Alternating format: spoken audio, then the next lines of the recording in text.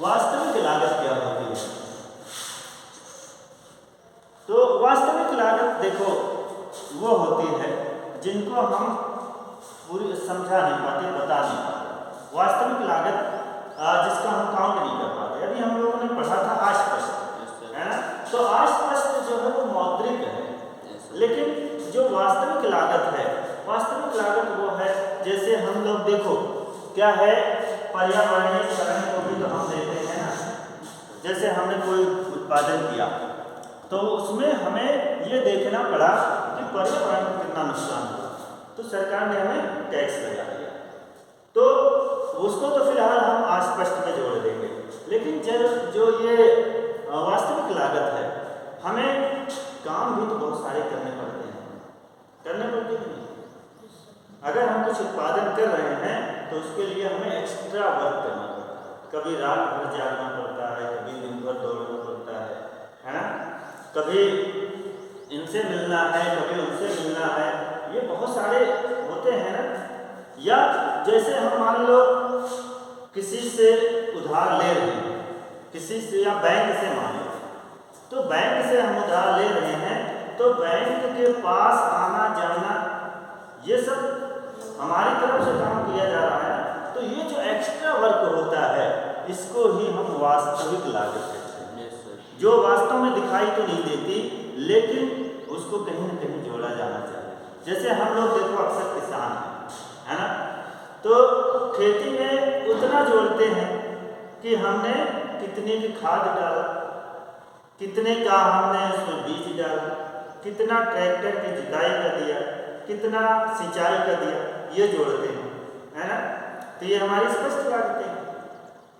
फिर और बाकी जो इतने दिनों तक 6 महीने 4 महीने जो फसल रहती है, 4 महीने उस फसल की देखभाल करना, सिंचाई के लिए रात भर जागना, ट्रैक्टर के लिए दौड़ते रहना कि ट्रैक्टर मिल जाएगा, जुताई करा दें, हाँ, ये सारे काम जो है हमारी वास्तविक लागतों में है।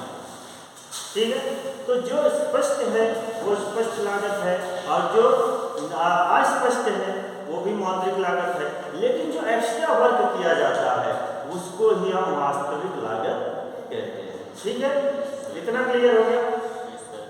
अब चलो देखते हैं जो मेन इम्पॉर्टेंट है अवसर लागत। अवसर लागत पूछ भी लेता है कभी कभी, तो अवसर लागत को हम लोग फिलहाल पीछे पढ़ भी चुके हैं लेकिन पढ़ लेते हैं। अवसर लागत, अवसर लागत देखो वो लागत होती है जो किसी भी उद्योगपति को, किसी भी उत्पादक को अपने उसी काम में बनाए रखने के लिए आवश्यक होती है, उसी काम में बनाए रखने के लिए आवश्यक होती है। अब हमें ये देखना है कि उसी काम में बनाए रखने की आवश्यकता क्या है?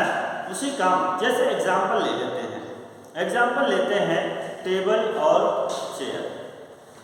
टेबल और चेयर, एक व्यक्ति या एक बढ़ई, एक कारीगर वो 2 टेबल बनाता है और 5 कुर्सियाँ, 2 टेबल और 5 कुर्सियाँ, तो वो कमा लेता है 1000 रुपये। कितना कमाता है?